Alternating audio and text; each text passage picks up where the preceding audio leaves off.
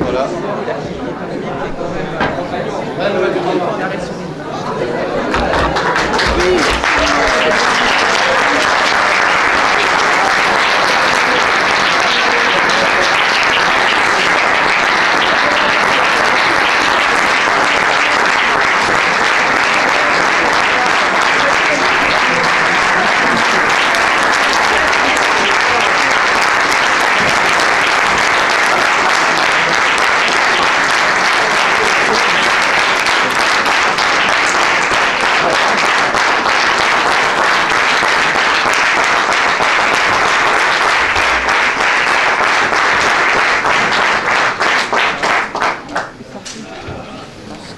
Professeur.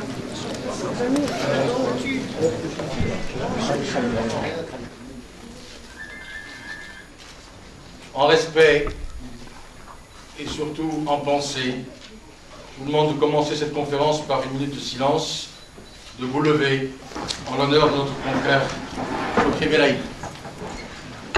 Dans ces prémices, pour origine d'accueillir la veuve d'un martyr. Mais cette coopération entre des associations économiques franco-tunisiennes aura un avenir certain. Au pupitre, à côté de moi, maître Saïda Garache, avocat au barreau de Tunis, membre de l'association tunisienne des femmes démocrates. En bout de table, monsieur le professeur Jamil Saya, professeur de droit public à l'université de Grenoble. Manque à ce pupitre, monsieur le bâtonnier du barreau de Tunis, Chaouki Taïb. Chaouki Tabib m'a écrit ceci. Monsieur le bâtonnier de l'Ordre des avocats de Grenoble, maître Jean-Yves Balestas, mon cher confrère, je tiens à vous exprimer mes vifs remerciements au nom des membres de mon conseil, au nom des confrères avocats tunisiens, pour votre soutien en ces moments tragiques que traverse notre barreau après l'assassinat de notre cher regretté confrère Chokri Belaïd, avocat, défenseur des droits de l'homme. Je vous remercie aussi pour l'invitation que vous m'avez adressée à assister à la conférence organisée le 21 février 2013 en la maison de l'avocat de Grenoble, où vous avez voulu rendre hommage à notre confrère Chokri Belaïd en signe de compassion, de sympathie à sa famille. Malheureusement, je ne peux y participer étant retenu en Tunisie au regard de la situation actuelle que vit notre pays. Bâtonnier Chaouki Tabib, le message du barreau de Grenoble est bien reçu. Un remerciement enfin à madame le bâtonnier Pascal Modelski, présente sur la table du pupitre, présidente de la commission internationale au sein du barreau de Grenoble, et toute l'équipe qui l'entoure et qui œuvre pour la réussite de cette soirée. Maître Chokri Belaïd, votre voix de défenseur des droits de l'homme s'est éteinte à jamais. Maître Chokri Belaïd, votre robe, notre robe, identique entre les deux bords de la Méditerranée, dort à jamais dans votre placard. Maître Chokri Belaïd, votre assassinat, qui est une insulte à la démocratie, ne permettra pas à ceux qui l'ont commandité de nous faire taire dès lors qu'il s'agit de défendre l'esprit de liberté et la défense de la défense que vous symbolisez encore plus mort que vivant. Maître Chokri Belaïd, vous nous avez offert une voix, une robe, une maman de 2 enfants, une belle personne, notre confrère Basma Kalfaoui. C'est une voix d'avocat et c'est une voix de femme. Les femmes en Tunisie sont motrices des valeurs dès lors qu'elles sont démocratiques. Elles sont en harmonie comme une belle symphonie. Symphonie qui est ce soir fantastique, comme l'aurait voulu son compositeur Hector Berlioz, né à quelques mètres d'ici. Il n'y aura aucune fausse note ce soir, puisque ce sont deux barreaux qui s'expriment. Maître Basma Khalfaoui, vous êtes notre chef d'orchestre, car vous savez combien le plus faible des instruments est indispensable pour l'unisson d'une partition de liberté. Vous avez su rencontrer, Basma, la veuve d'un policier tué au cours des événements récents, pour lui faire part de votre compassion. La violence n'est pas notre partition commune. Cette symphonie fantastique que nous allons représenter ensemble par nos deux barreaux, des deux bords de la Méditerranée, c'est pour au final crier que la Tunisie ne peut s'isoler et se retirer du monde de la démocratie après votre si belle révolution. Cette symphonie, nous n'avons pas le droit de cesser de la jouer. Comptez sur la détermination de nos confrères grenoblois pour rejoindre cet orchestre de la liberté.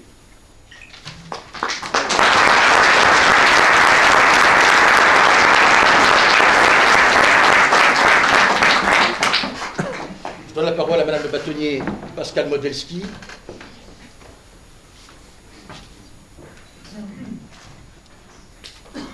Monsieur le bâtonnier, mesdames et messieurs les personnalités, Madame, chère Basma, les 56 000 avocats de France ont fait part de leur immense tristesse suite à l'assassinat de Chokri Belaïd et leur inquiétude. Ils s'associent tous au deuil qui touche ses proches et le barreau tunisien. Mais les témoignages de soutien et de sympathie, s'ils sont importants et nécessaires, ne sont pas suffisants. En vous recevant, Madame, accompagnée de vos filles, nous savons que nous accueillons une femme et des enfants qui affrontent la souffrance. Nous ne pourrons dire en parcourant les 2 années qui viennent de s'écouler dans votre pays qu'il s'agirait d'une souffrance de plus, votre père, votre foyer, votre vie tout simplement. En partageant avec vous ces moments d'émotion, de souvenirs, mais aussi peut-être surtout de témoignages, nous devons concevoir que l'épreuve de ce jour, majeure, constitue une étape, certes terrible, de votre combat, de vos combats, des combats que vous partagiez avec votre époux, notre confrère. Vous les poursuivez aujourd'hui entourés de vos amis et entourés aussi de tous ceux qui espèrent, par votre exemple, et veulent le suivre, à des jours meilleurs pour la Tunisie. Ainsi, votre présence parmi nous, témoignant de votre engagement, au-delà de vos seuls sentiments intimes, nous inspire émotion, admiration et reconnaissance. Votre présence nous engage aussi, Madame. Le barreau de Grenoble a tissé des liens étroits et des liens forts avec le barreau de Tunisie, sous l'impulsion notamment du bâtonnier Jean-Luc Médina, qui a su nous faire partager l'amour qu'il porte à votre pays, qui est aussi le sien. Sous l'impulsion aussi du bâtonnier Balestas, qui a poursuivi ces liens forts et étroits. Cet engagement est résolu, il est loyal, il est indéfectible. Il ne s'agit pas pour nous de prétendre à une responsabilité autonome comme un grand frère voudrait s'occuper d'une famille. Il s'agit pour nous de vous entendre et de vous dire que les valeurs culturelles, humanistes, et pourquoi ne pas le dire historiques que nous partageons, nous conduisent à vous assister si vous le souhaitez, vous soutenir dans les actions que vous désignerez et vous accompagner autant que vous l'accepterez. Devant une révolution, devant les épreuves précédées de tant d'espoir, devant l'exemple de nos confrères tunisiens, l'exemple de notre confrère, de votre époux, nous devons être, nous, avocats français, humbles et modestes. Mais nous devons aussi espérer avec vous du sacrifice de vos nombreux compatriotes, de celui de nos confrères, de notre confrère, de votre époux, et vous suivre dans la conquête des libertés qui vous manquent encore et auxquelles nous devons vous aider à accéder. Comment résisterions-nous à cette espérance alors que vous l'incarnez vous-même en pleine épreuve et dans le tourment? Comment résisterions-nous à cette espérance alors que nous savons que la liberté n'est jamais un état, qu'elle est toujours le résultat d'une conquête et mérite toujours le combat de sa préservation. Comment résisterions-nous alors que nous savons qu'ici comme ailleurs, la liberté n'est jamais un acquis, mais toujours un équilibre fragile que les individus doivent entretenir et que les avocats doivent défendre. Vous recevons, Madame, chère Basma, nous devons renouveler notre conviction et partager vos certitudes. L'espoir est aussi un combat, n'est-ce pas? Merci à vous.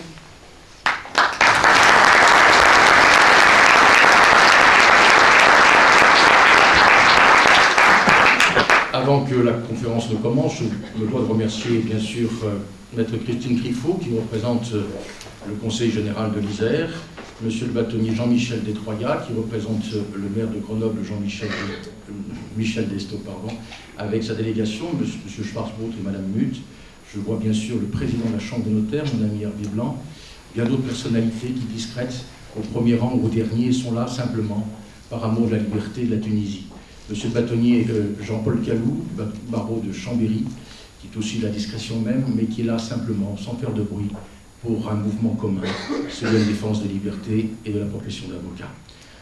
Comment nous allons nous organiser? Je pense que vous attendez bien sûr les premiers mots de Basma Khalfaoui. Je pense que c'est elle qui va débuter. Ensuite, je crois que ce sera dans le rôle, c'est en fait ensuite peut-être le professeur, je ne sais pas comment on va s'organiser. Et puis ensuite, on vous donnera la parole. On vous souhaite une bonne soirée. Bien sûr, je n'ai pas oublié l'ancien président du Conseil national des barreaux, le bâtonnier Michel Bénichou, qui là aussi discrètement nous fait honneur. Je pense que le bâtonnier Jean-Luc Medina, mais je ne l'ai pas vu là, mais il est certainement présent, du Tunisien de cœur. Tous ces avocats aux côtés de moi sont une force avec laquelle je peux avancer. Merci, je donne la parole donc maintenant à Basma Khalfaoui.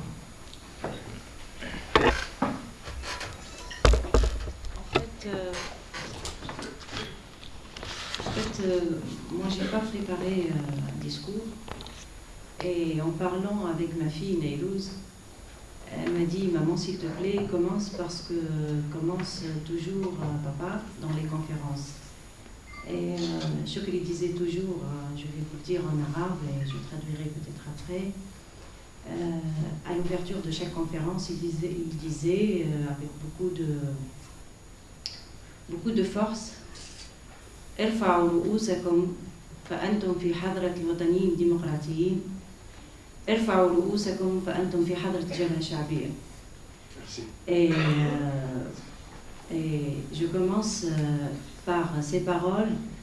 Il commençait toujours par lever la tête et certainement quand il faisait ses conférences, il était au sein de son parti, donc il demandait de lever la tête comme on est en présence de parti des Patriotes démocrates unis. Et donc, moi je vous demande de lever la tête, on est en présence de l'esprit de Chokri Belaïd qui a été assassiné pour la liberté, pour ses valeurs humaines et universelles. Et j'aimerais bien parler de Chokri Belaïd, l'homme, le père de mes deux filles, Chokri Belaïd, la personne, Chokri Belaïd,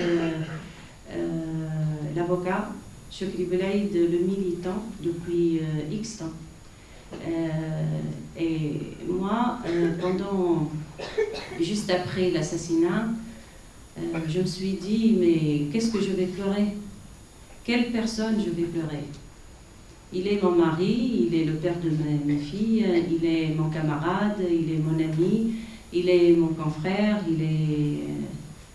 je vais pleurer 5 ou 6 personnes en une seule personne. Et c'est un peu trop. Donc Chokri Belaïd, il était... ceux qui connaissaient Chokri ne pouvaient que l'aimer. C'est pas parce qu'il est disparu maintenant, mais c'était un homme de principe. C'était un homme chaleureux. C'était un homme qui portait beaucoup d'amour en lui. C'était un vrai papa pour Neylouz et Nader. Il était tout le temps là, malgré ses occupations politiques et syndicales, professionnelles. il a essayé d'offrir à ses filles tout ce qu'il pouvait, tout ce qu'il possédait d'amour, de temps, de tout ce qu'il possédait. Et à ses filles et à moi aussi. Donc on vivait réellement dans une famille pleine d'amour. Et c'est pour ça, ce qui me fait tout le temps réjouir un peu, c'est l'amour que je vois autour de moi. Et je sens que c'est son âme qui était tout le temps pleine d'amour, qui ressort maintenant après son assassinat. Chokri Belaïd, c'est l'avocat qui était, depuis qu'il a commencé à exercer, qui avait tout de suite, il a commencé à défendre les procès, dont les procès de liberté. Tout de suite, il a commencé à défendre avec une très haute voix. Il n'a jamais reculé, il n'a jamais essayé d'être délicat, ou il n'a jamais essayé de cacher une vérité, il n'a jamais essayé de camoufler surtout pour des raisons politiques. Il avait toujours la parole claire, directe. Il n'a jamais craigné quoi que ce soit. Et c'est les procès des islamistes, c'est les procès les plus fameux que Chokri a travaillé là-dessus. Il a très bien travaillé ces dossiers, et avec cœur et âme. Il travaillait sans se rendre, sans compter, sans calculer, il était très professionnel. Il a fait son travail vraiment à terme, comme en tant qu'avocat. Il a réussi plusieurs procès, et il était l'avocat déjà en une période très courte. Il était l'avocat parmi les avocats les plus connus en Tunisie et ailleurs. En tant que militant aussi, Chokri Belaïd a commencé son parcours de militant depuis qu'il était au lycée de Louardia. Et ce qui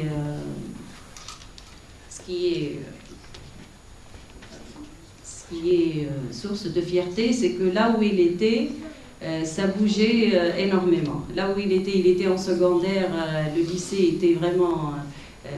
tous les élèves étaient c'était la période du lycée de Louardia. Il était à la faculté, et c'était l'époque où il y avait vraiment les actions les plus chaudes, je dirais. Et puis, dès qu'il était au barreau, le barreau a commencé à avoir des activités très en avance. Il était vraiment un militant très sincère, très profond, très démocrate au sein de son parti. Il a commencé à se connaître, et tout le monde, même ceux qui ne le connaissaient pas avant, commençaient à le respecter surtout, et vouloir entendre son discours attentivement, même ceux qui ne sont pas d'accord avec lui, parce qu'il avait un discours clair et direct. Et je crois qu'on m'a posé plusieurs fois la question pourquoi l'assassinat de Chokri? Et je crois que c'est l'une des raisons pour laquelle Chokri a été assassiné. Parce qu'il était très franc, il était très direct, il était c'était son choix. Tout ce qu'il possédait comme information, comme document, concernant le déroulement de la vie politique en Tunisie, il n'a jamais tardé à poser ces informations et ces documents devant tout le monde sur les plateaux de la télévision. Et donc, c'était pour ça. Parce que il était... tout ce qu'il disait, Chokri Belaïd, après quelques moments, l'histoire a montré que ce qu'il disait est vrai. Et donc, il ne mentait pas réellement. Il n'a jamais menti au peuple, et il a dit tout ce qu'il pensait, et c'est pour ça qu'il a eu la confiance de tout le monde, et c'est ce qui a fait aussi son assassinat, parce que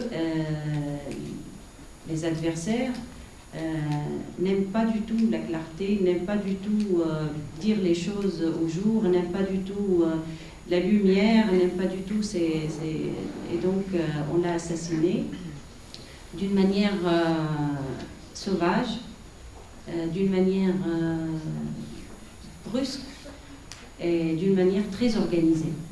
Et c'est pour ça qu'on maintient à avoir une enquête sérieuse, profonde, et pour avoir la réalité, la vérité aussi, et rien que la vérité. On n'a aucune intention d'avoir des scénarios qui sont préparés d'une manière préalable, parce que c'est un crime politique, c'est un crime très organisé, et on n'acceptera jamais d'avoir des informations ou une finalité de l'enquête qui mène à ce qu'une personne isolée, comme ça, un coup de tête, il a essayé d'assassiner Chokri Oulaïd. Et je crois que c'est le scénario qui est en train de se préparer maintenant. Et donc, c'est pour ça qu'on s'est dit que toutes les pistes sont possibles. Et si on n'arrive pas à avoir la vérité, toute la vérité, on pourra à ce moment-là avoir accès à des procédures internationales et à une enquête, à demander une enquête internationale. Donc, pourquoi Chokri? C'est parce qu'il est...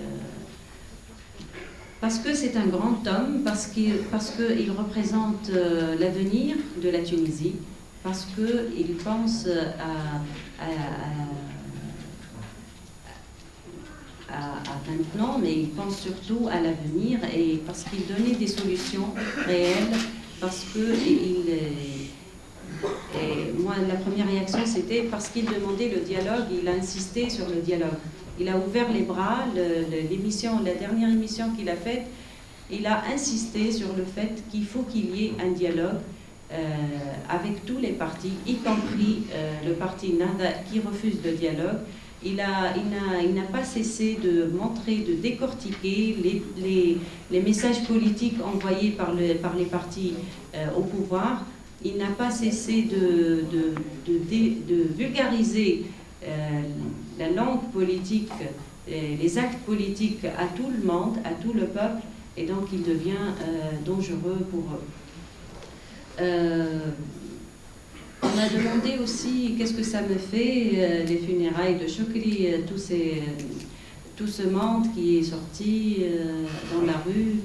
Et j'ai dit que ça me donne beaucoup d'espoir. Et j'ai dit, je pense que en peu de temps, il y aura des centaines de Chokri Belaïd à Tunis. Il y aura de centaines de personnes qui vont dire leurs paroles claires et directes.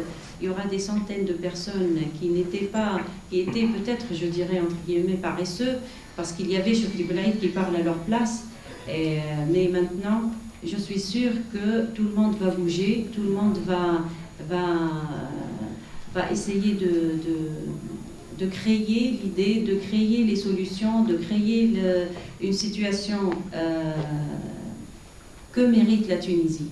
Je suis sûre et certaine qu'il y a plein de Tunisiens et Tunisiennes qui porteront le flambeau, et je ne peux que être avec eux, et même en avance.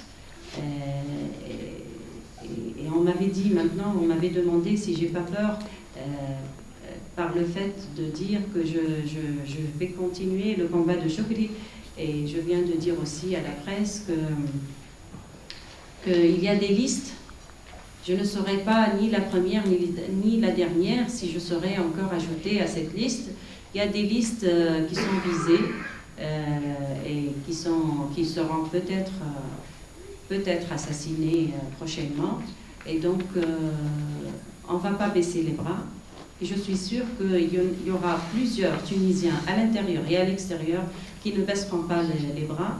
Et on va avancer vers une Tunisie libre, vers une Tunisie avec, pour réaliser la dignité pour tous les citoyens, l'égalité, l'équité sociale pour tous les citoyens. Je suis optimiste, oui, je suis optimiste. Je suis optimiste parce que je sais que Chokri Belaïd a fait bouger les choses pendant sa vie. Et je sais, et je suis certaine que Chokri Belaïd va aussi bouger, va bouger toutes les énergies, aussi par son assassinat et par sa mort. Donc je suis optimiste et je serai là, je suis là, je ne céderai jamais, je ne m'arrêterai jamais, jusqu'à ce que j'aurai la vérité, jusqu'à ce que j'aurai arrivé avec mes camarades et avec mes amis, avec tous les démocrates en Tunisie, tunisiens à l'intérieur et à l'extérieur, avec tous les démocrates au monde, jusqu'à ce qu'on arrive à la Tunisie libre. Et merci.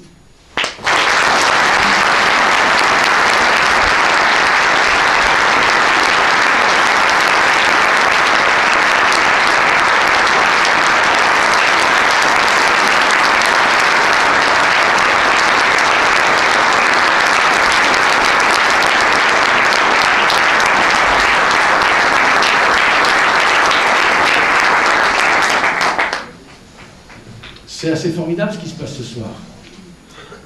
Je dois vous dire que, d'abord, les confrères sont là, les Tunisiens sont là, les élus sont là. Je viens d'apprendre la venue de Christine Tardy, qui est maire de Mélan. Discrète. Je ne l'avais pas vue. Il n'y a pas de revendication, il y a simplement le respect d'une femme au combat. Je donne la parole au président de l'association ACEFT qui participe avec l'ordre du barreau de Grenoble à cette manifestation. Tu as la parole.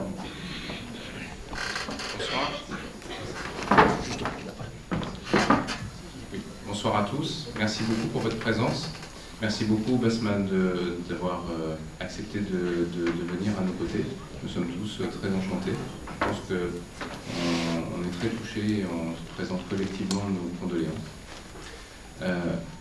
Je voulais aussi remercier beaucoup tous ceux qui ont aidé à réaliser tout ça. Je voulais remercier le bâtonnier Balestas, le bâtonnier Modelski, ainsi que tout l'ordre des avocats. Je voudrais remercier aussi toute notre équipe. Je voudrais remercier aussi beaucoup Jean-Luc Medina qui nous a soutenus. Je voudrais remercier Saïd Agalache. Je voudrais remercier tous les membres de notre association qui se sont démenés pour essayer de réaliser ça. Et puis merci beaucoup à tous ceux qui témoignent de la solidarité et de la sympathie à un moment aussi difficile pour la Tunisie. Je crois que tout le monde veut répondre non à la violence politique.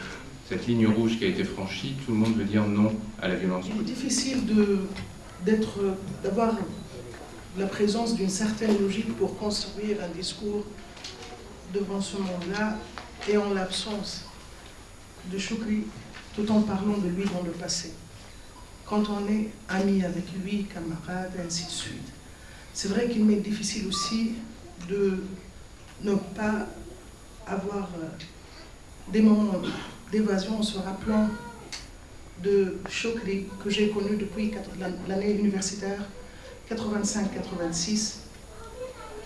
Et j'étais en train de me rappeler, parce que Bass m'a commencé de parler de lui, Chokri, l'être humain, quoi.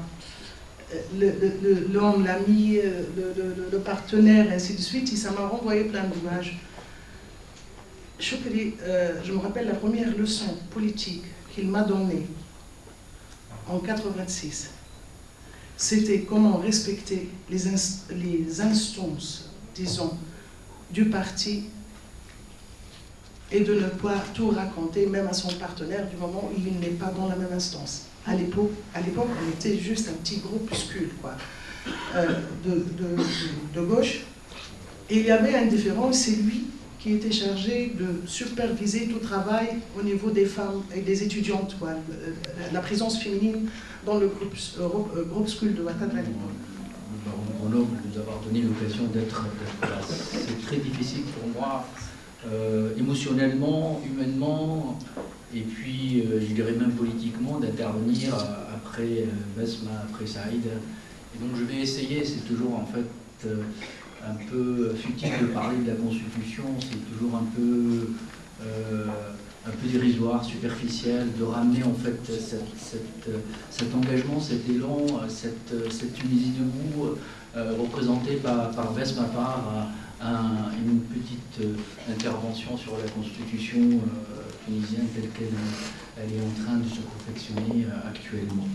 Mais je vais dire ça parce que il faut absolument aussi que les uns et les autres sachent ce qui se passe dans ce pays et comment effectivement on est en train d'instrumentaliser cet outil qui est quand même fondamental pour un état de droit qui est la Constitution lorsqu'on est juriste et ici on est des très bons juristes. Ça pertinemment qu'un état de droit ne peut fonctionner que lorsqu'il y a une constitution. Une constitution ne peut être réellement, je dirais, une constitution telle que les grands penseurs, les grands juristes l'ont pensé et l'ont réfléchi que lorsqu'il y a un contexte, un environnement constitutionnaliste. Le constitutionnalisme, c'est l'ambiance, je dirais, c'est le fondement d'une constitution. Or, notre constitution, telle qu'elle est préparée aujourd'hui, telle qu'elle est en train d'être confectionnée et dépourvue, malheureusement, d'un constitutionnalisme réel, de cette philosophie, de cette élan de générosité, de cette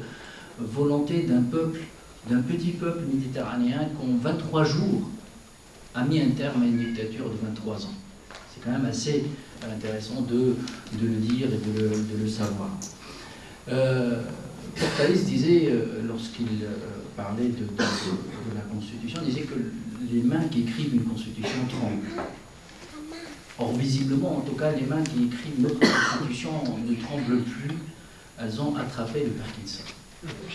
Et elles tremblent tellement qu'on ne sait plus exactement ce qu'ils sont en train de nous écrire.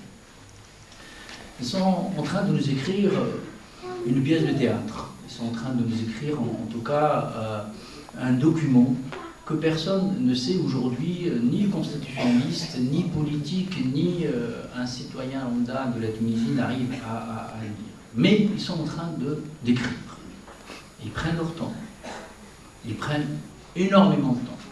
Alors, lorsqu'on sait la situation dans laquelle se trouve la Tunisie, lorsqu'on sait également le contrat moral et politique et éthique que cette assemblée constituante a accepté lorsque ont pris le pouvoir, ces députés, c'était de faire une constitution, d'adopter une constitution, de l'écrire en anglais. Là, on est à peu près au-delà d'1 an et demi, quasiment 2 ans, et quasiment rien n'est fait. Ce que je vais vous dire, c'est uniquement un commentaire sur un brouillon d'une constitution qui n'est pas encore ni finie, ni adoptée. C'est une constitution effectivement dangereuse. Et un brouillon de constitution, s'il se présente à l'Assemblée constituante de cette manière-là en acte définitif, c'est une constitution peu acceptable en tant que professeur. Je dirais même, ils peuvent mieux faire. Et c'est une copie de très mauvaise qualité. Parce qu'ils sont en train, en fait, de nous mettre d'installer un État qui ne correspond pas à la tradition tunisienne, qui ne correspond pas en fait à ce que rêvait Besma, à ce que rêvaient en fait tous les Tunisiens. Les Tunisiens ont mis un terme à un despotisme.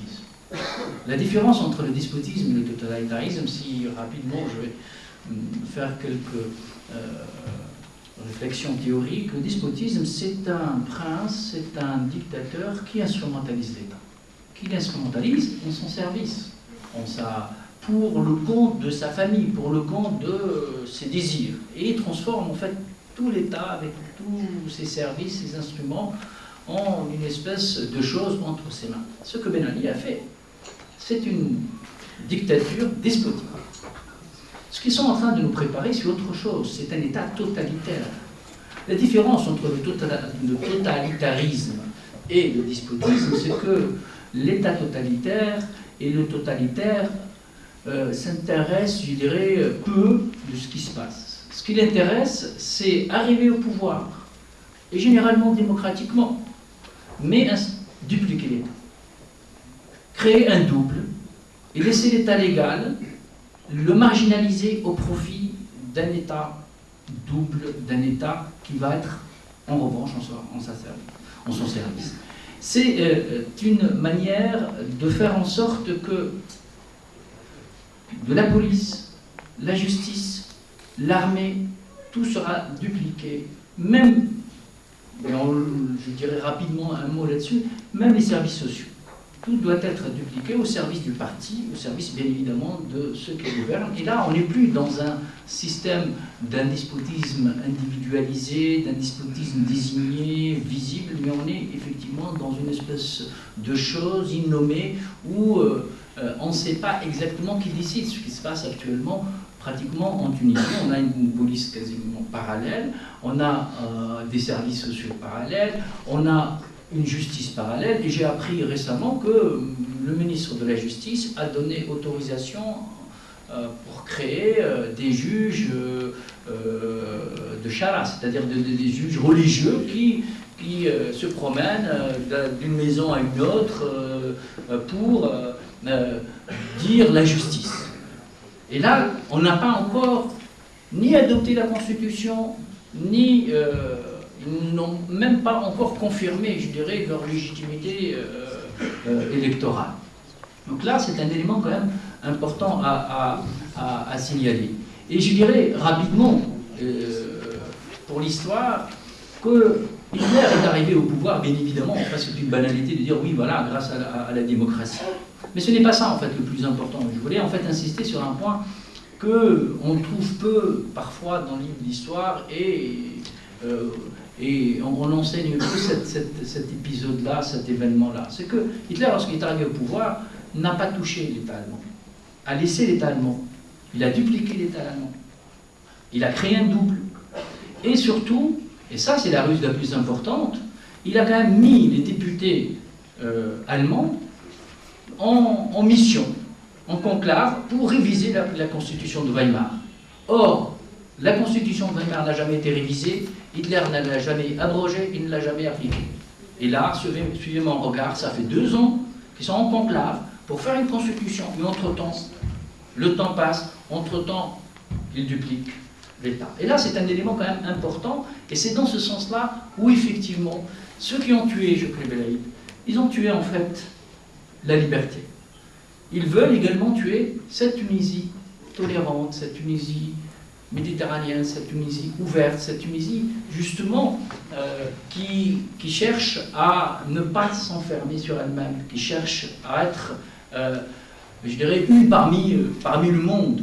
Eux, ils veulent effectivement nous enfermer dans une forme d'identité, dans une manière d'être imposée et dans un tunnel où il n'y a pas le choix que d'avancer, mais d'avancer d'une manière aveugle.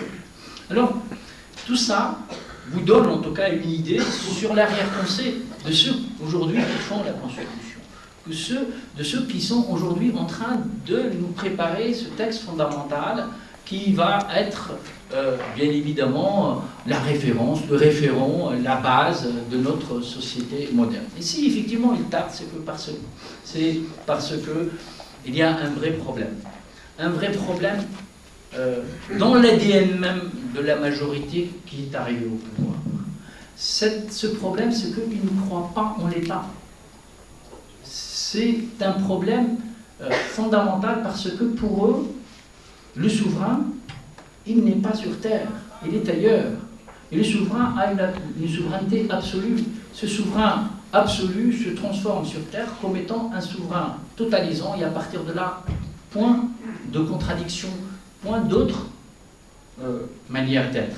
C'est le retard, c'est l'explication à donner justement à cette temporalité longue, à cette main qui tremble ou je ne sais pas quoi qui a attrapé le Parkinson. C'est une constitution effectivement qui ne croit pas en la souveraineté populaire. Et à partir de là, les grands principes fondamentaux d'un constitutionnalisme réel, d'un État démocratique classique, sont plus ou moins absents ou plus ou moins ambigus. D'abord, la question de la séparation entre le temporel et le spirituel. C'est un vrai problème. Un jour, ils nous disent nous sommes pour la séparation. On va séparer le temporel spirituel et donc, dans le vocabulaire de la classe politique et des juristes tunisiens, un État civil. Alors je ne sais pas parce qu'il ne veut pas dire un État sécularisé ou un État laïque, mais peu importe, parce que là aussi ils ont réussi un coup de force, je dirais un coup de maître, c'est de transformer la laïcité comme étant en fait une insulte. Lorsque vous dites que vous êtes laïque, là vous êtes un athée, et donc forcément on peut même décréter, comme ils ont fait pour Chokri, donc on peut décréter par fatwa interposé de vous tuer en tant qu'apostat. Ils ont réintroduit l'apostasie d'une manière implicite. Et donc cette question de la sécularisation n'est pas encore réglée, puisque dans l'article 1er, la Tunisie est une république. Donc là aussi, c'est un acquis du patrimoine tunisien, parce qu'ils ont voulu aussi partir de la page blanche, comme si la Tunisie est un pays qui vient de se créer.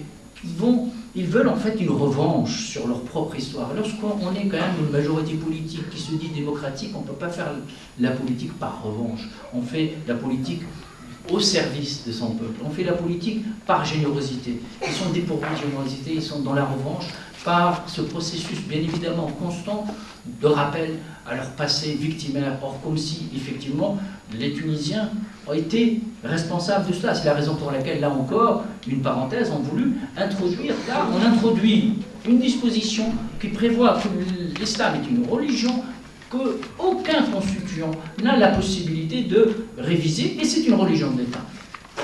L'article 1er est complètement neutralisé, est complètement anéanti, et à partir de là, c'est fini.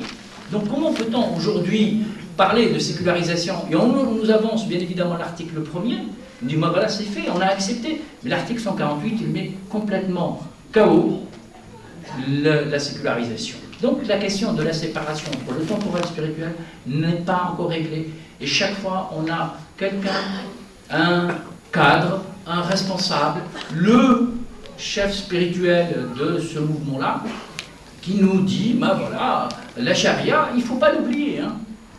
La charia, elle peut effectivement être un référent, une référence dans la Constitution. Alors on ne sait pas, une fois dans la Constitution, après, non, elle va être quelque part. Mais en tout cas, ce qui est sûr, qu'elle est en filigrane, elle n'a pas disparu. Et là, ça fait partie, là encore, de ces problèmes, de cette ruse, aujourd'hui, politico-juridique, je dirais même historique, que ces personnes-là sont en train de nous la jouer, ou en tout cas, de nous la... Autre chose importante, la question de la séparation des pouvoirs. Là encore, comment voulez-vous, en fait, introduire une séparation réelle des pouvoirs entre l'exécutif, le législatif et toutes les catégories de pouvoir, lorsqu'effectivement, rien, depuis qu'ils sont arrivés, n'a été fait ni pour la justice transitionnelle. Là, la justice transitionnelle est devenue, en fait, une espèce de souq uqad, c'est-à-dire c'est une espèce de forum où, effectivement, une foire à l'Expo, où tout le monde vient pour parler, et puis tout le monde rentre, mais de toute façon rien n'a été fait. Mais plus dangereux que ça, c'est que pas de justice indépendante. Dans leur pratique, ce n'est même pas aujourd'hui dans les dispositions constitutionnelles. Donc pas de haute autorité, ni de Conseil supérieur de la magistrature pour réguler, pour encadrer, pour en tout cas mettre les bases d'une véritable justice indépendante.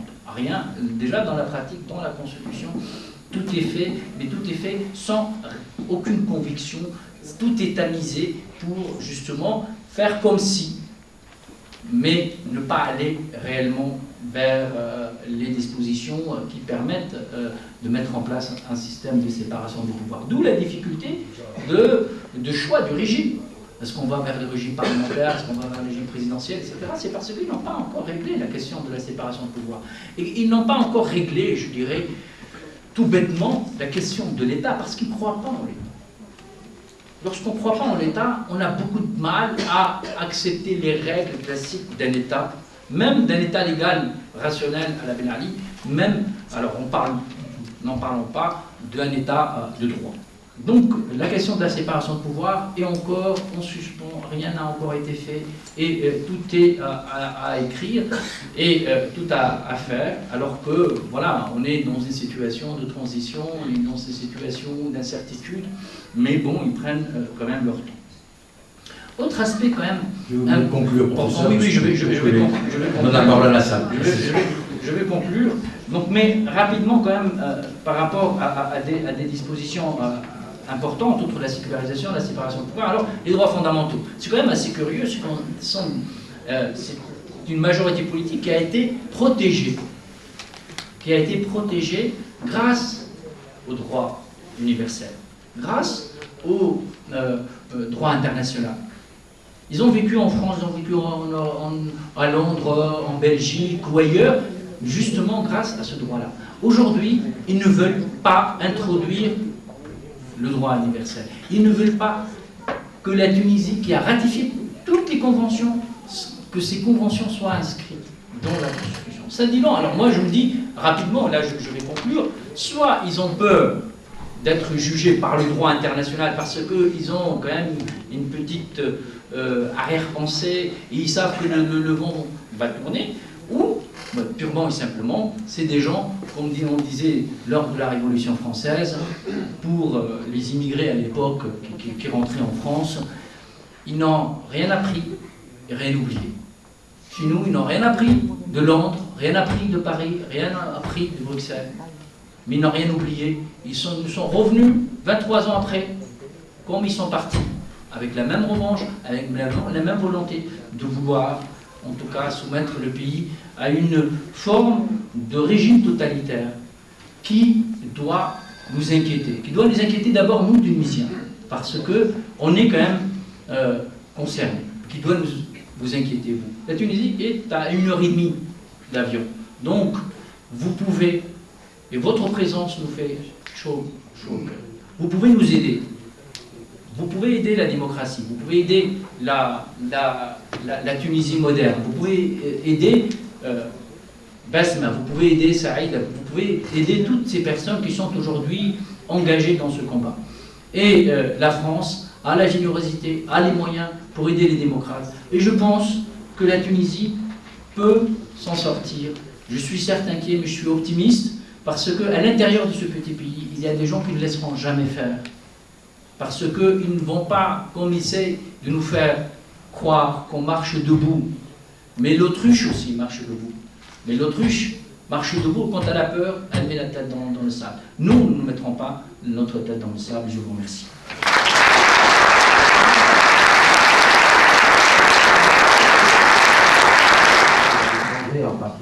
En particulier ici à Grenoble, on a été très touchés du départ de Chokri.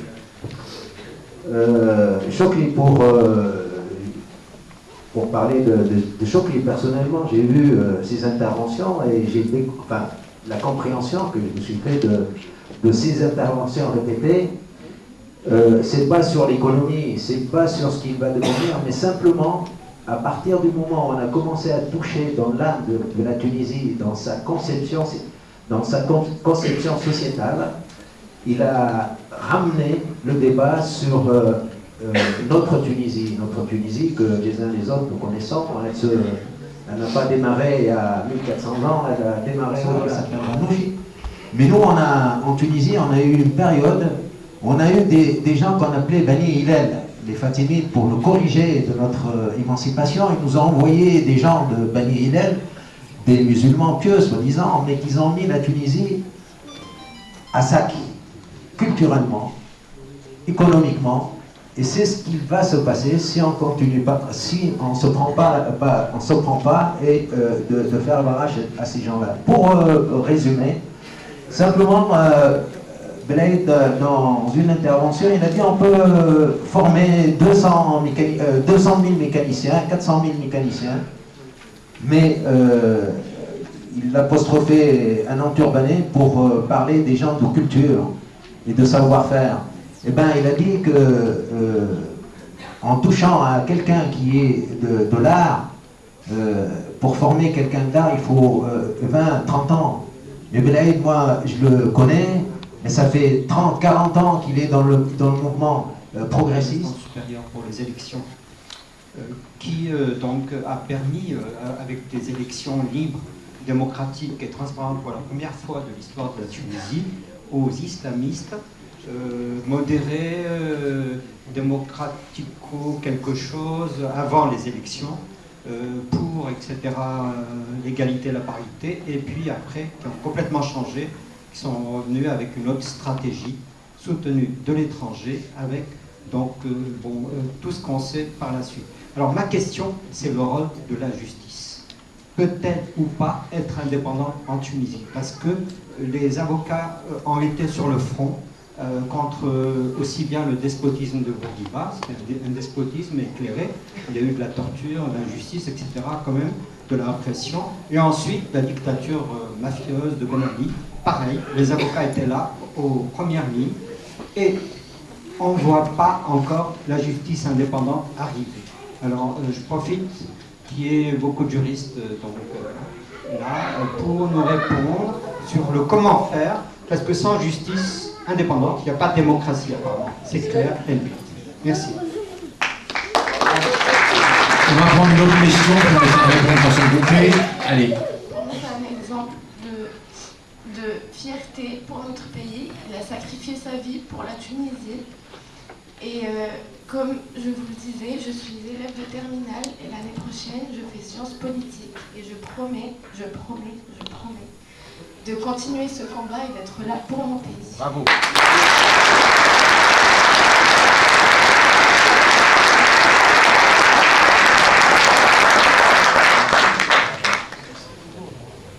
Allez.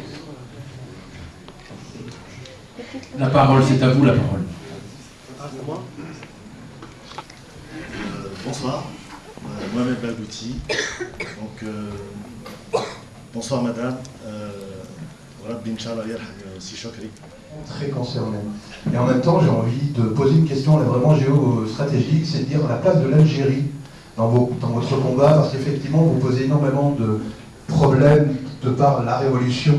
Vous avez posé des problèmes pour la révolution égyptienne, vous avez posé des problèmes pour toutes les révolutions.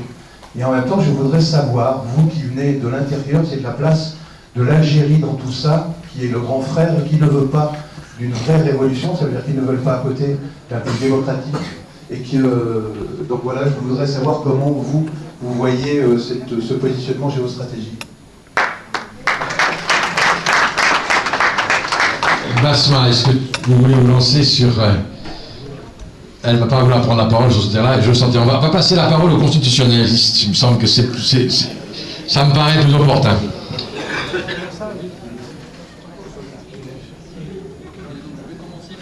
Par la dernière question, la place de l'Algérie. Évidemment, l'Algérie, c'est le grand frère, c'est le grand pays à côté de la Tunisie.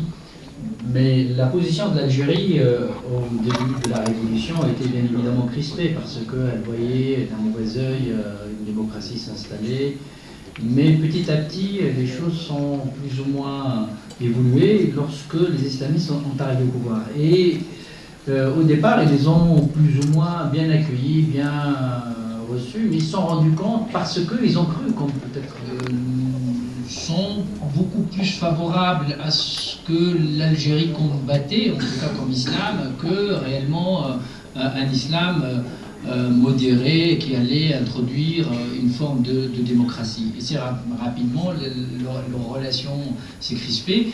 Le premier voyage qui a été effectué par Renouch, la première fois en Algérie, a été reçu comme quasiment le prix de façon. On ne peut plus faire du politique sans l'économie. Et à partir de là, la situation en Tunisie, elle est très très difficile sur le plan économique. Je ne t'apprendrai rien par rapport à cela. Et surtout, aujourd'hui, ce qui se passe, même si ça nous paraît quand même anecdotique, là encore, lorsque on met en avant la violence, lorsqu'on introduit le virus dans le corps social tunisien, qu'on peut tuer d'une manière purement, je dirais, une permission de tuer, parce qu'en Tunisie, à 8h30, on tue quelqu'un, on part en photo, sans avoir été inquiété. Et donc cela dit que il y a un vrai danger. Lorsque l'insécurité s'installe. Des droits de l'homme. Et moi, je suis intimement convaincue que c'est... je ne suis pas définie au départ, donc je suis Hélène Bousset, je suis une citoyenne tunisienne et je me définis comme féministe. Et je pense que ce refus-là est vraiment pour ne pas inscrire surtout les droits de la femme dans la Constitution, pour pouvoir faire des choses comme la polygamie ou autre chose. Et c'est grâce à l'association, à l'AFP représentée aujourd'hui par Saïd Agalache, qu'il y a eu beaucoup de réserves dans la Constitution qui ont été levées grâce au combat des femmes dont Saïd Agalache fait partie. Et je la remercie pour cela. Merci. Je sais qu'on va sur monsieur au fond de la salle. J'ai pas fini, excusez-moi. Oui, il faut. Je remercie évidemment ça aussi. Je finis très rapidement. Oui. Et je vous dis donc aujourd'hui que du coup moi comme tunisienne, le jour où Chokri Belaïdena et comme vous avez vu avec votre force et l'image que vous avez véhiculée de la femme tunisienne qui vient corriger une image qu'on donne peut-être une image trop simple, une image bipolaire de Tunisien musulman contre de Tunisiens non musulmans, et c'est trop simple, ça simplifie beaucoup la société tunisienne. Vous avez donné une image d'une Tunisienne forte, une Tunisienne qui, malgré la douleur, est venue dire par dignité qu'elle va combattre et qu'elle va jamais s'arrêter avant de trouver des assassins de son mari. Moi, aujourd'hui, je vous dis que vous n'êtes pas seuls, qu'on est toutes et tous avec vous, et qu'on ne s'arrêtera pas aussi avant de trouver celui qui a tué Chokri, et aussi de sortir la Tunisie de cette impasse.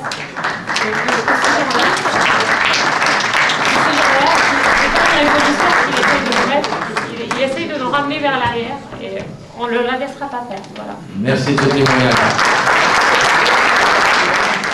Moi j'ai découvert Chokri Belaïd il n'y a pas très longtemps sur les médias et je voulais juste, pour être très pragmatique, parce que je crois que l'heure est grave et vous avez très bien expliqué à quel point on est dans une situation de changement de société. Et que l'heure n'est plus à dire on est gauchiste, on est social-démocrate. On est tous démocrates voulant une société de tolérance et il y a les autres. Je crois qu'il y a vraiment deux projets de société. Et je crois que ce que je veux simplement dire, madame, c'est que votre mari avait une qualité extraordinaire, qui est une qualité de pédagogie.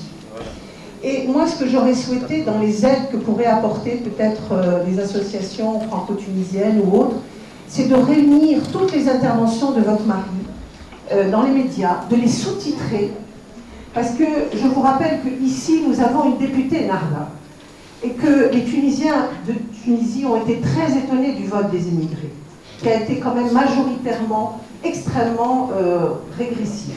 Et moi, personnellement, en vivant depuis 40 ans en France, je suis très préoccupée par ça.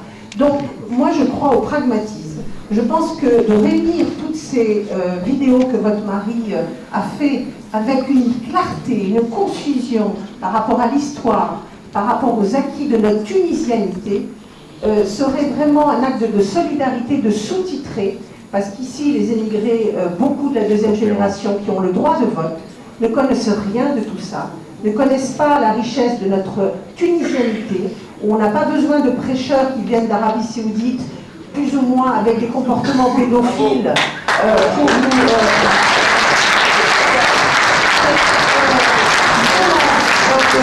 Moi, personnellement, nous allons faire des réunions avec des gens dans des quartiers ici, avec mes camarades de tous les partis, j'insiste, de tous les partis unis, et je crois à ça. On n'est plus à l'heure de dire moi je suis de la Lajna Charabia, je suis une idée, etc.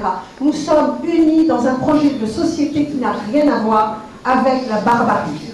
Et donc, moi je crois que c'est urgent qu'on ait des documents de travail, parce que votre mari, dans ses interventions, je l'ai écouté, réécouté, je le diffuse au maximum, est un outil pédagogique pour les gens qui comprennent l'arabe, parce qu'il parlait magnifiquement l'arabe, mais sous-titré, je vous en prie, parce que nous, on a une urgence ici, dans l'immigration. Mais en Afrique du Nord, on mélange laïcité et athéisme. Or, ce qu'on veut, c'est de la laïcité dans l'Afrique du Nord. Et je présente mes condoléances à Maître Besma, d'ailleurs on s'est déjà vu tout à l'heure, Et je présente mes condoléances à tous les gens qui sont libres. Malheureusement, on a tombé dans d'autres choses. On a tombé dans un discours politique, ce qu'on appelle ici en France, de l'extrême gauche.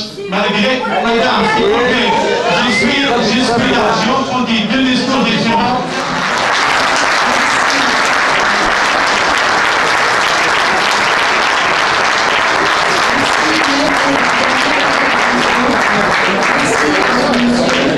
Il nous rappelle toujours qu'on a toujours tendance, merci même à cette dernière intervention, qui nous rappelle toujours qu'on a tendance à diaboliser le politique, mais on veut rappeler tout le monde qu'on est en plein politique au quotidien de notre vie, au quotidien.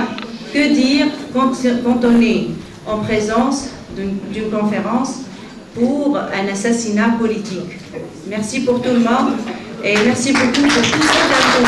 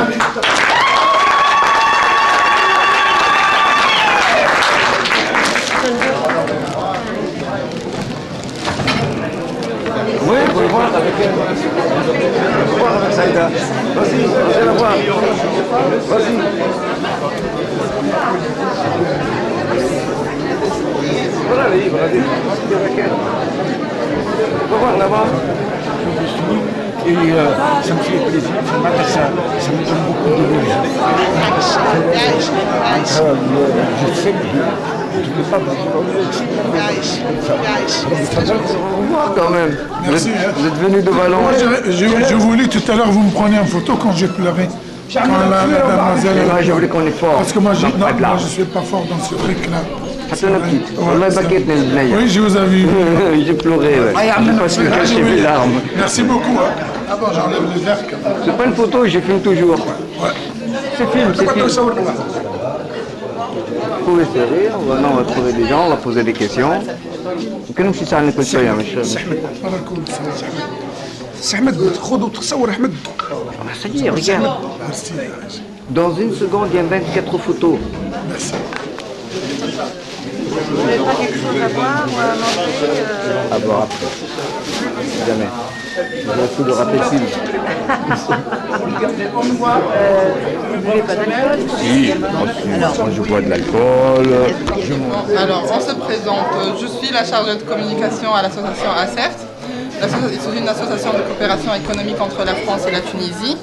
Et Madame Leila Gadas, elle va se présenter après. C'est elle qui a organisé tout ça. Elle s'occupe de tout ce qui est événementiel. On est très heureux d'être accueillis ici ce soir à la maison d'avocats. C'était une vraie réussite. Il y avait beaucoup de Tunisiens qui étaient là pour la Tunisie, pour rendre hommage à Chokri Belaïd tout d'abord. On a discuté un petit peu sur l'avenir de la Tunisie et je suis satisfaite et je suis complètement heureuse. Voilà. Est-ce que vous avez eu le monde souhaité? Oui, alors moi je me présente, c'est Leïla Gadès, donc j'ai une entreprise d'événementiel et j'étais heureuse donc, de participer et d'aider l'association La CEFT à organiser cette conférence et on est heureux de recevoir Basma et ses filles et Saïda Garrash et donc on est vraiment aussi heureux de les avoir pu réussir à les faire venir jusqu'ici malgré toutes les difficultés qu'il y avait, pour tout ce qui concerne la logistique par rapport au voyage. On est heureux aussi que le bâtonnier de Grenoble nous accueille dans ces lieux et qu'ils nous soutiennent parce que je pense aussi que sans les soutiens de la Maison de l'Avocat et des amis de la Tunisie et des Tunisiens, cet événement-là ne sera pas vraiment un événement heureux et réussi. Et surtout, vraiment l'association, donc il y a Riyad qui est lui le président de l'association, qui a tout fait pour maintenir donc cet événement-là malgré donc les événements qui sont passés, donc l'assassinat de Chokri Belaïd. Et là, on peut dire que vraiment on a réussi et on va continuer à refaire ce genre d'événement pour faire comprendre à tout le monde ce qu'est notre pays, la Tunisie, et que surtout faire expliquer à tout le monde qu'il ne faut pas céder à la violence. Voilà, merci.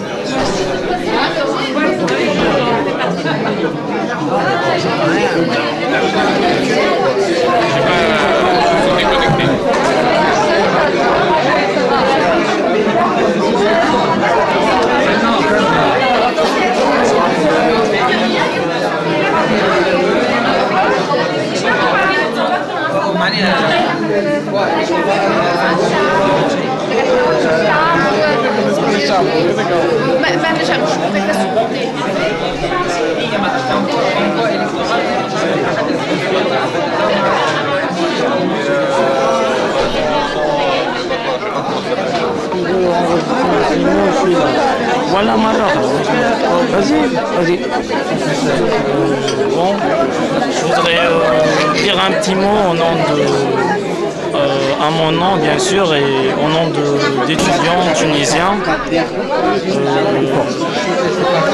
Au nom d'étudiants tunisiens, comme Chokri Belaïd était un symbole du syndicalisme étudiant en Tunisie. Donc pour nous, pour les étudiants, ça va rester un symbole d'ici 50 ans ou même plus en avant parce que c'est extraordinaire comme histoire de militantisme étudiant. On ne peut pas oublier Chokri Belaïd, comme on n'a pas oublié aussi les gens qui sont morts depuis 30 ans, les étudiants, les militants et tout. On ne va pas oublier Chokri Belaïd parce que pour nous, c'est le symbole du syndicalisme étudiant, du militantisme étudiant. C'est un symbole pour l'UJET et pour tous les étudiants tunisiens qui aiment la liberté, la démocratie, la justice. Voilà. Merci. J'ai pas amené de fidélité.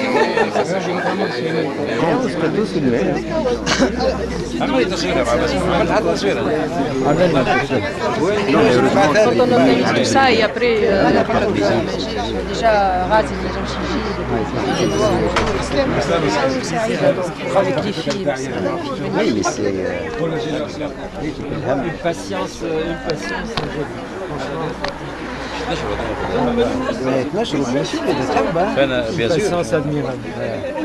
باش ناخذ منهج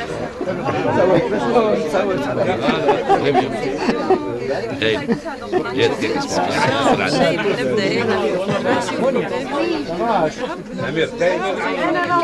نفس شويه مازال يا البنات موني الساك هذا بتاع شكون؟ شو ساك هذا؟ شكون البنات؟ كريمه ولا الحسين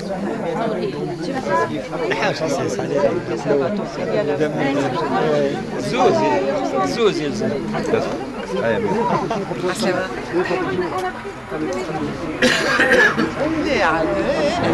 وين ماشي وين ماشي؟ فاهم ما نعرفش تو كان شنو برنامج ما كانش باش الاثنين نروح الليله يصير عندي صغار غدوه بالله صديقي سلمنا عليها برشا. شكون صاحبي؟ حبيت نعطي لايف يا اخي جاوبني ميساج خلي جو سوي اون غيني هذاك نقول لكم على شكون نقود بيه نقرا لكم الواحد. Ambiance de la fin, après la conférence. Nous sommes devant la maison des avocats de Grenoble, là où elle s'est tenue la conférence sur Chokri Belaïd.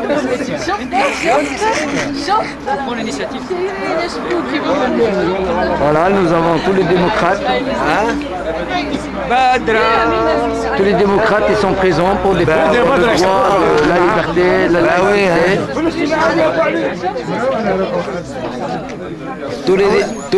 Tous les démocrates sont présents. Hein. Et tout ce que vous voyez comme image, je suis derrière tout ça. Ben oui. Voilà, il y a quelqu'un qui m'a piégé ce soir. Voilà. C'est pas l'enveloppe qui compte, hein, c'est ce qu'il y a à l'intérieur. Voilà, une jeune tunisienne et dans la tête. En solidarité avec la démocratie totale. Même si l'enveloppe est agréable à regarder. Et le commentateur, il est excellent. Le commentateur, il est pilot, comme tous les soirs. Il a toujours soif, lui. Il pique même les verres. C'était une soirée extraordinaire. Il y a eu plein d'émotions. Il y a eu la présence donc, de Basma Belaïd, Saïd Agaraj, toutes les figures, on va dire, démocrates et des forces progressistes de la région. Il y a eu des moments forts avec le mot de Basma, avec le mot de Saïd qui est revenu sur ses premières...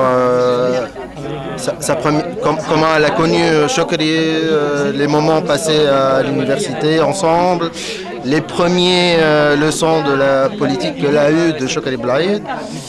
Et voilà, par la suite on a eu l'apéro, ça c'est sûr. En tout cas, ça a tourné ambiance bon enfant.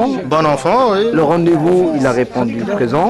Oui, il y avait plein de monde. La salle apparemment, il y a eu aussi des grandes personnalités locales. Des maires, des bâtonniers. Ouais, il y avait tout le monde, il a répondu présent. Et pas seulement que de la région, on a eu des gens qui sont arrivés de Genève, des gens qui sont arrivés de Lyon, des gens de la région. Ça reste en Alpes, mais il y a eu des gens qui sont arrivés de plein d'endroits à côté. C'est des émotions comme ça, on reste optimiste. C'est sûr que des gens qui sont aussi déterminés ne se laisseront pas faire et ne seront pas vaincus. Excusez-moi, je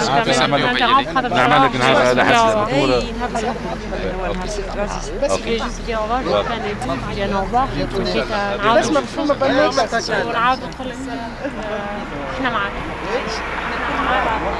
Je suis bonne nuit.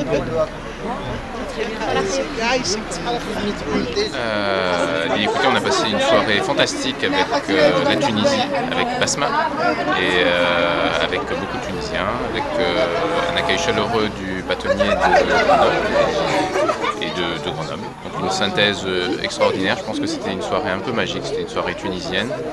Et puis ça a été fait pour la liberté, ça a été fait pour... dédié à Chokri Belaïd.